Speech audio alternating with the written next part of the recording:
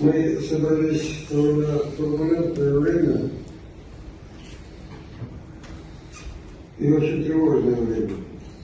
После распада коммунистического блока и Советского Союза, обретения многими народами своей независимости, многие из нас думали, что хребет тоталитаризма окончательно сломан, и дальше мы будем заниматься в основном только укреплением демократии и строить, развивать демократию в своих странах. Но так не получилось.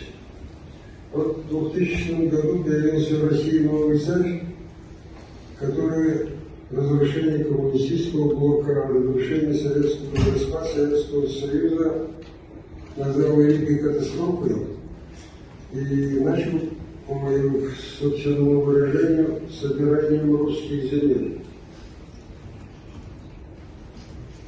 Кровавое подавление и, по сути, повторный геноцид чеченского народа,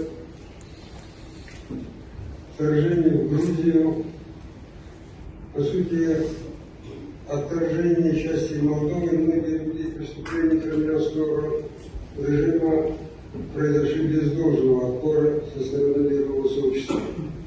Хотя во всех случаях были очевидные факты военных преступлений, грубого нарушения духа и буквы Устава ООН, норм международного права. Но, пожалуй, самым грустным было преступление, совершенно несправедливое, спровоцированное нападение на Украину.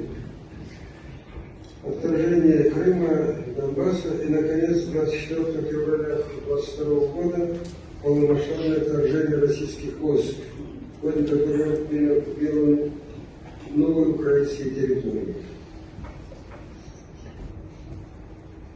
Правда, более 50% новых оккупированных территорий уже освобождены украинской армией, но под оккупацией к настоящему времени остается еще около 18% всей территории Украины. Это более 108 тысяч квадратных километров, что равно примерно взятым территориям Чехии и Бельгии вместе взятым. Все оккупированные области Украины, даже еще не оккупированные области, и наполовину уже освобожденные вооруженными силами Украины объявлены территориями Российской Федерации. И даже лично ее Конституцию, как территории Российской Федерации.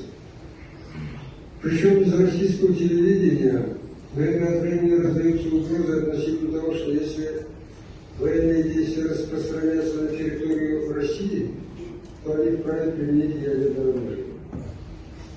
Огромное разрушение электронаселенных пунктов уничтожено полностью. Общее число убитых в этой войне определяется сотнями тысяч, в том числе более 500 убитых детишек. Материальный ущерб, нанесенный Украине, составляет уже многие сотни миллиардов. Несмотря на нанесен огромный ущерб экологии, вывезены в Россию по данным украинской военной разведки около 20 тысяч поименно свободных украинских детей, для того, чтобы их зомбировать и сделать их мусульманами. Напомню, что именно за эти преступления Международный уголовный суд принял против Путина обвинение в военном преступлении и выписал его ордер на его арест. Председатель Фатыга очень правильно сказала, что положение людей в оккупированных просто ужасающее.